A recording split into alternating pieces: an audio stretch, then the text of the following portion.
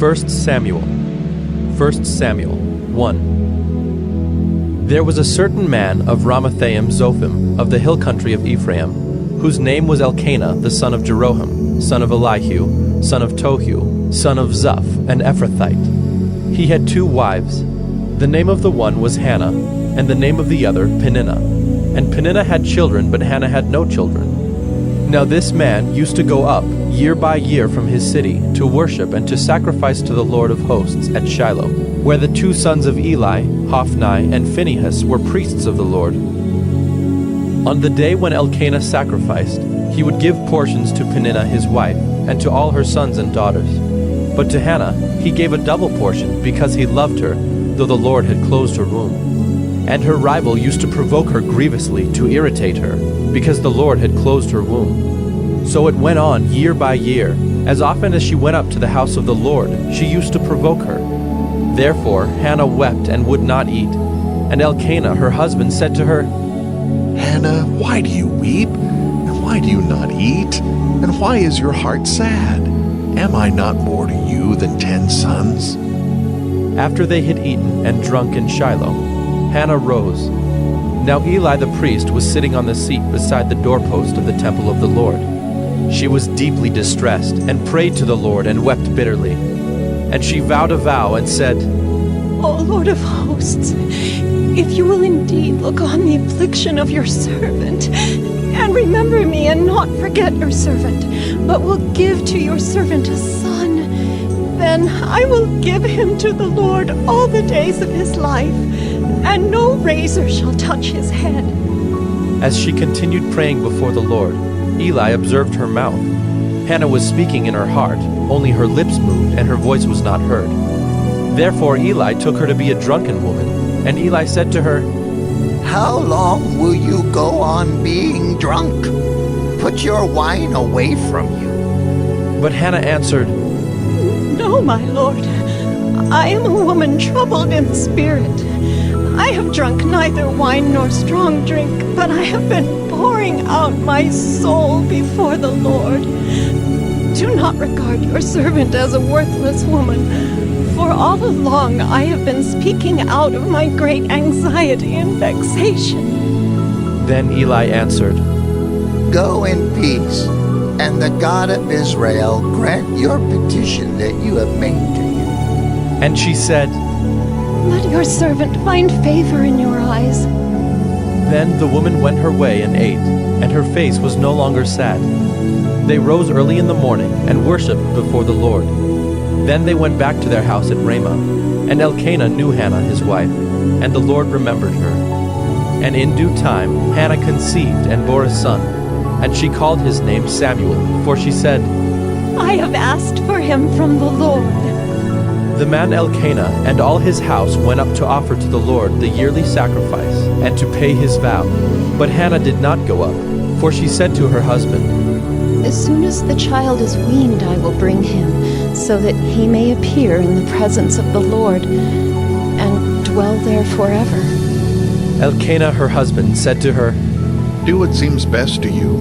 Wait until you have weaned him. Only may the Lord establish his word. So the woman remained and nursed her son until she weaned him. And when she had weaned him, she took him up with her, along with a 3-year-old bull, an ephah of flour, and a skin of wine. And she brought him to the house of the Lord at Shiloh. And the child was young. Then they slaughtered the bull, and they brought the child to Eli. And she said, Oh, my lord, as you live, my lord, I am the woman who was standing here in your presence praying to the Lord. For this child I prayed, and the Lord has granted me my petition that I made to him. Therefore, I have lent him to the Lord. As long as he lives, he is lent to the Lord. and he worshipped the Lord there.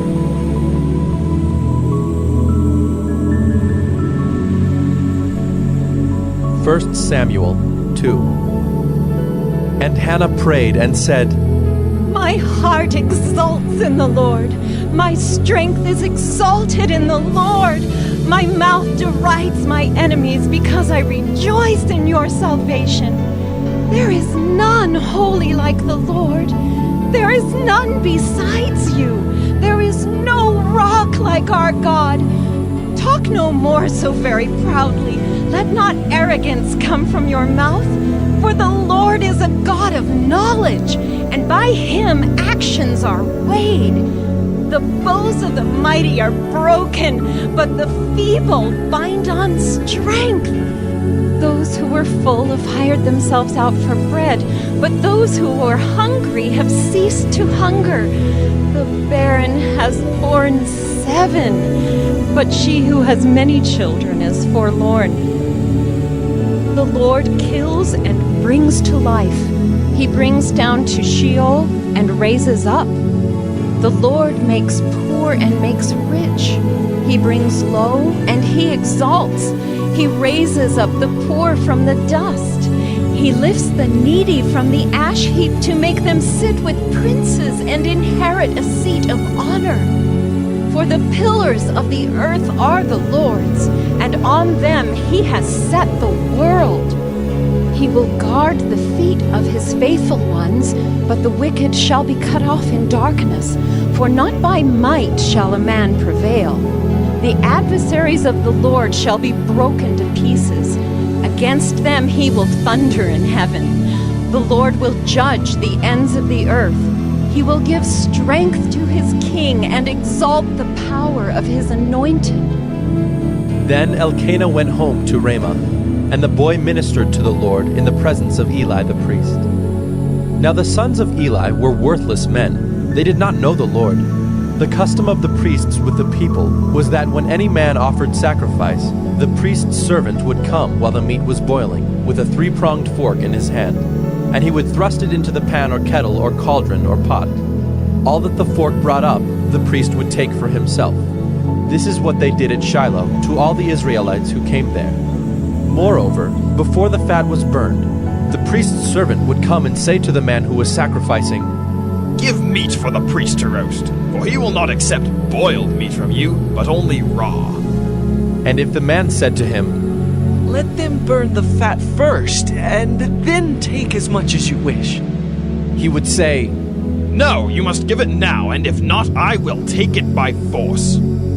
Thus the sin of the young men was very great in the sight of the Lord, for the men treated the offering of the Lord with contempt. Samuel was ministering before the Lord, a boy clothed with a linen ephod, and his mother used to make for him a little robe and take it to him each year when she went up with her husband to offer the yearly sacrifice. Then Eli would bless Elkanah and his wife and say, May the Lord give you children by this woman, for the petition she asked of the Lord.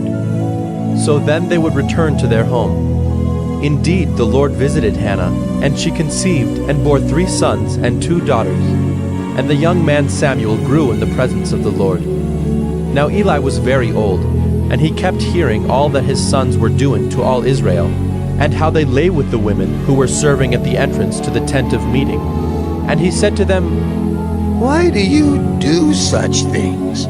For I hear of your evil dealings from all the people. No, my sons, it is no good report that I hear the people of the Lord spreading abroad. If someone sins against a man, God will mediate for him. But if someone sins against the Lord, who can intercede for him? But they would not listen to the voice of their father, for it was the will of the Lord to put them to death. Now the young man Samuel continued to grow both in stature and in favor with the Lord, and also with man. And there came a man of God to Eli, and said to him, Thus the Lord has said, Did I indeed reveal myself to the house of your father when they were in Egypt, subject to the house of Pharaoh?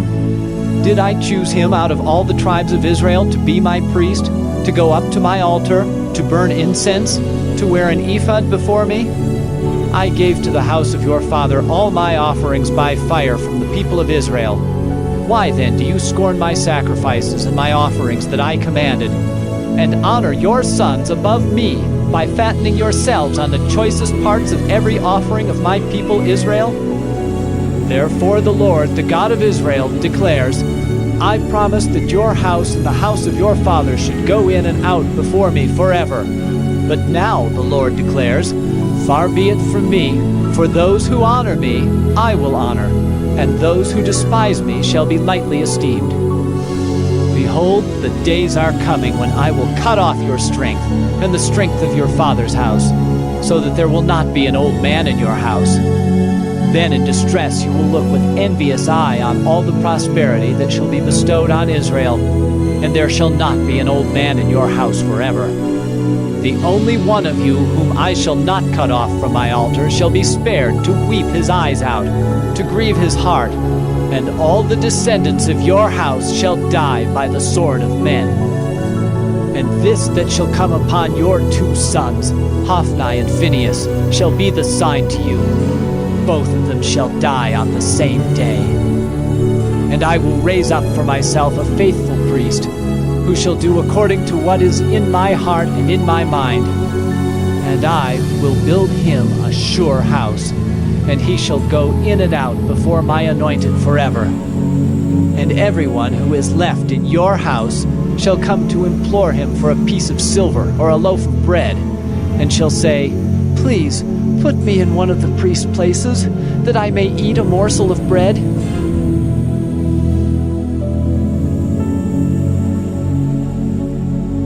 First Samuel 3.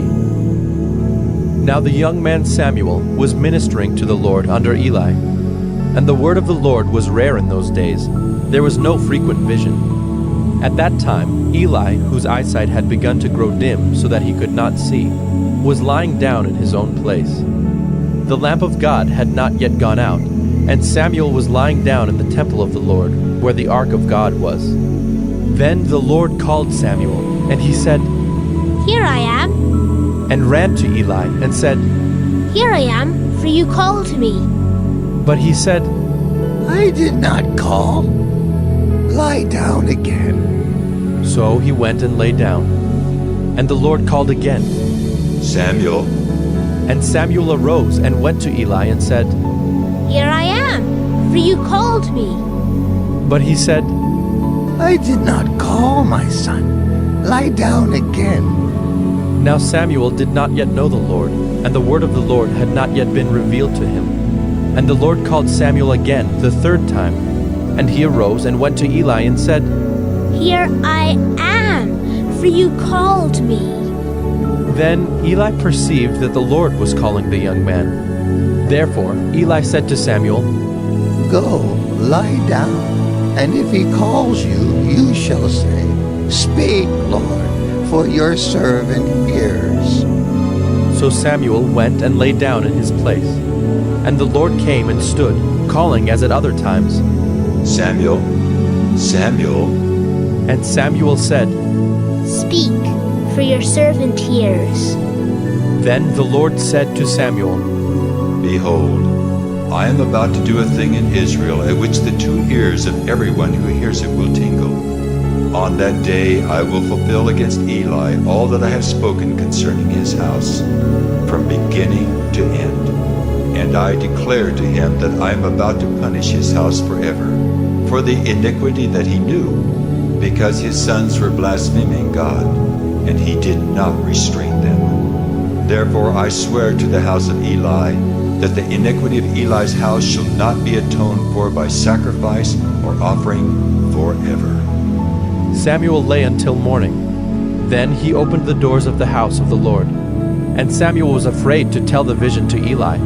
But Eli called Samuel and said, Samuel, my son. And he said, Here I am. And Eli said, What was it that he told you? Do not hide it from me. May God do so to you and more also, if you hide anything from me of all that he told you. So Samuel told him everything, and hid nothing from him. And he said, It is the Lord. Let him do what seems good to him. And Samuel grew, and the Lord was with him, and let none of his words fall to the ground. And all Israel, from Dan to Beersheba, knew that Samuel was established as a prophet of the Lord. And the Lord appeared again at Shiloh, for the Lord revealed himself to Samuel at Shiloh by the word of the Lord.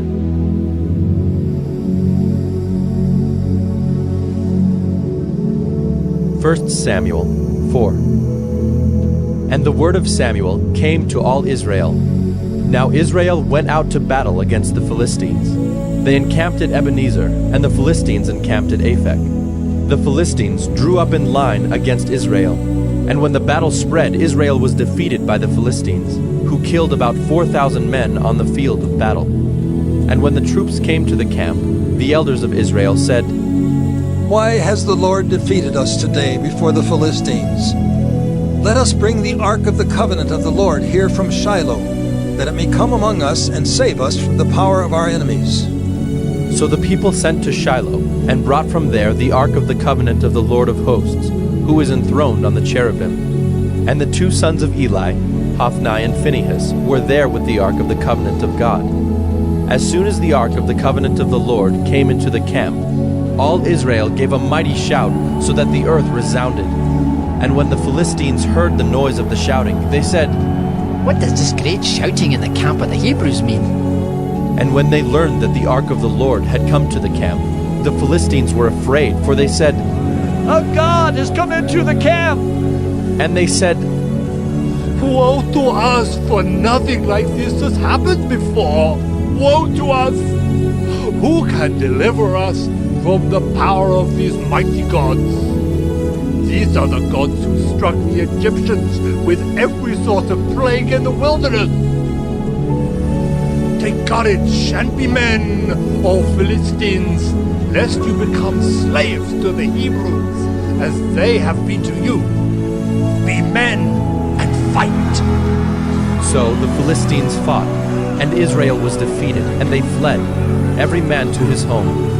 And there was a very great slaughter, for there fell of Israel 30,000 foot soldiers. And the ark of God was captured, and the two sons of Eli, Hophni and Phinehas, died. A man of Benjamin ran from the battle line and came to Shiloh the same day, with his clothes torn and with dirt on his head. When he arrived, Eli was sitting on his seat by the road watching, for his heart trembled for the ark of God. And when the man came into the city and told the news, all the city cried out. When Eli heard the sound of the outcry, he said, "What is this uproar?" Then the man hurried and came and told Eli. Now Eli was 98 years old, and his eyes were set so that he could not see. And the man said to Eli, "I am he who has come from the battle. I fled from the battle today." And he said, "How did it go, my son?" He who brought the news answered and said, "Israel has fled before the Philistines, and there has also been a great defeat among the people. Your two sons also, Hophni and Phinehas, are dead, and the ark of God has been captured." As soon as he mentioned the ark of God, Eli fell over backward from his seat by the side of the gate, and his neck was broken, and he died, for the man was old and heavy.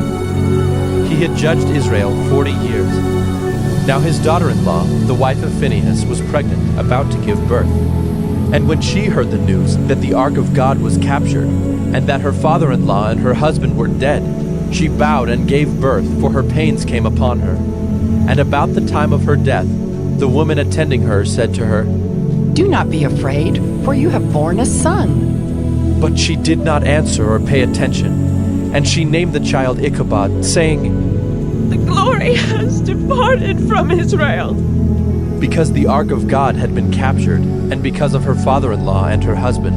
And she said, "The glory has departed from Israel, for the ark of God has been captured."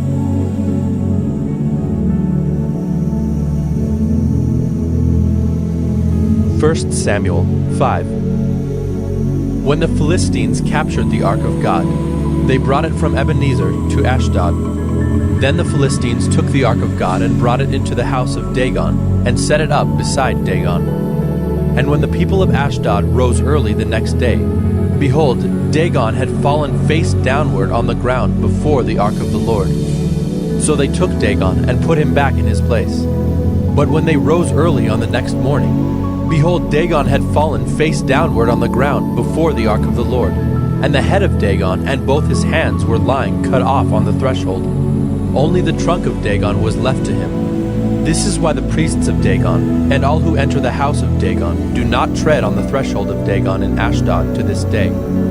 The hand of the Lord was heavy against the people of Ashdod, and he terrified and afflicted them with tumors, both Ashdod and its territory. And when the men of Ashdod saw how things were, they said, The ark of the God of Israel must not remain with us, for his hand is hard against us and against Dagon our God. So they sent and gathered together all the lords of the Philistines, and said, What shall we do with the ark of the God of Israel? They answered, Let the ark of the God of Israel be brought around to Gath. So they brought the ark of the God of Israel there. But after they had brought it around, the hand of the Lord was against the city, causing a very great panic, and he afflicted the men of the city, both young and old, so that tumors broke out on them. So they sent the ark of God to Ekron. But as soon as the ark of God came to Ekron, the people of Ekron cried out, They have brought around to us the ark of the God of Israel to kill us and our people. They sent, therefore, and gathered together all the lords of the Philistines, and said, Send away the ark of the God of Israel, and let it return to its own place, that it may not kill us and our people. For there was a deathly panic throughout the whole city. The hand of God was very heavy there. The men who did not die were struck with tumors, and the cry of the city went up to heaven. 1 Samuel 6. The ark of the Lord was in the country of the Philistines 7 months, and the Philistines called for the priests and the diviners, and said, What shall we do with the ark of the Lord? Tell us with what we shall send it to its place. They said, If you send away the ark of the God of Israel, do not send it empty, but by all means return him a guilt offering. Then you will be healed, and it will be known to you why his hand does not turn away from you. And they said, What is the guilt offering that we shall return to him? They answered, 5 golden tumors and 5 golden mice, according to the number of the lords of the Philistines. For the same plague was on all of you and on your lords. So you must make images of your tumors and images of your mice that ravage the land, and give glory to the God of Israel. Perhaps he will lighten his hand from off you and your gods and your land. Why should you harden your hearts as the Egyptians and Pharaoh hardened their hearts? After he had dealt severely with them, did they not send the people away, and they departed? Now then, take and prepare a new cart, and 2 milk cows on which there has never come a yoke, and yoke the cows to the cart, but take their calves home away from them. And take the ark of the Lord, and place it on the cart, and put in a box at its side the figures of gold, which you are returning to him as a guilt offering. Then send it off, and let it go its way, and watch. If it goes up on the way to its own land, to Beth Shemesh, then it is he who has done us this great harm. But if not, then we shall know that it is not his hand that struck us. It happened to us by coincidence. The men did so, and took 2 milk cows, and yoked them to the cart, and shut up their calves at home. And they put the ark of the Lord on the cart, and the box with the golden mice, and the images of their tumors. And the cows went straight in the direction of Beth Shemesh, along one highway, lowing as they went. They turned neither to the right nor to the left, and the lords of the Philistines went after them as far as the border of Beth Shemesh. Now the people of Beth Shemesh were reaping their wheat harvest in the valley, and when they lifted up their eyes and saw the ark, they rejoiced to see it. The cart came into the field of Joshua of Beth Shemesh and stopped there. A great stone was there, and they split up the wood of the cart and offered the cows as a burnt offering to the Lord. And the Levites took down the ark of the Lord and the box that was beside it, in which were the golden figures, and set them upon the great stone. And the men of Beth Shemesh offered burnt offerings and sacrificed sacrifices on that day to the Lord. And when the 5 lords of the Philistines saw it, they returned that day to Ekron. These are the golden tumors that the Philistines returned as a guilt offering to the Lord. 1 for Ashdod, 1 for Gaza, 1 for Ashkelon, 1 for Gath, one for Ekron. And the golden mice, according to the number of all the cities of the Philistines, belonging to the 5 lords, both fortified cities and unwalled villages. The great stone beside which they set down the ark of the Lord is a witness to this day in the field of Joshua of Bethshemesh. And he struck some of the men of Bethshemesh, because they looked upon the ark of the Lord. He struck 70 men of them, and the people mourned because the Lord had struck the people with a great blow. Then the men of Bethshemesh said, Who is able to stand before the Lord, this holy God? And to whom shall he go up away from us? So they sent messengers to the inhabitants of Kiriath-Jearim, saying, The Philistines have returned the ark of the Lord. Come down and take it up to you.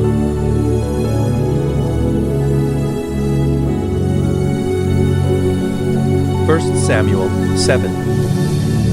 And the men of Kiriath-Jearim came and took up the ark of the Lord, and brought it to the house of Abinadab on the hill. And they consecrated his son Eleazar to have charge of the ark of the Lord.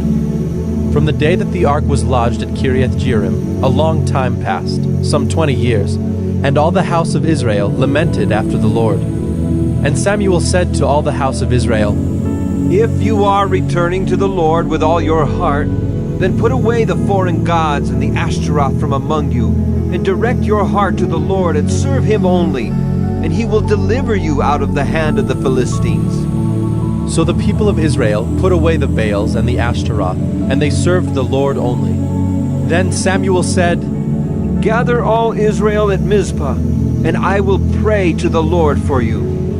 So they gathered at Mizpah, and drew water and poured it out before the Lord, and fasted on that day, and said there, We have sinned against the Lord. And Samuel judged the people of Israel at Mizpah. Now when the Philistines heard that the people of Israel had gathered at Mizpah, the lords of the Philistines went up against Israel. And when the people of Israel heard of it, they were afraid of the Philistines. And the people of Israel said to Samuel, Do not cease to cry out to the Lord our God for us, that he may save us from the hand of the Philistines. So Samuel took a nursing lamb and offered it as a whole burnt offering to the Lord. And Samuel cried out to the Lord for Israel, and the Lord answered him. As Samuel was offering up the burnt offering, the Philistines drew near to attack Israel. But the Lord thundered with a mighty sound that day against the Philistines, and threw them into confusion, and they were routed before Israel. And the men of Israel went out from Mizpah, and pursued the Philistines, and struck them as far as below Bethkar. Then Samuel took a stone, and set it up between Mizpah and Shen, and called its name Ebenezer. For he said, Till now the Lord has helped us. So the Philistines were subdued, and did not again enter the territory of Israel. And the hand of the Lord was against the Philistines all the days of Samuel. The cities that the Philistines had taken from Israel were restored to Israel, from Ekron to Gath, and Israel delivered their territory from the hand of the Philistines. There was peace also between Israel and the Amorites. Samuel judged Israel all the days of his life, and he went on a circuit year by year to Bethel, Gilgal, and Mizpah, and he judged Israel in all these places. Then he would return to Ramah, for his home was there, and there also he judged Israel. And he built there an altar to the Lord,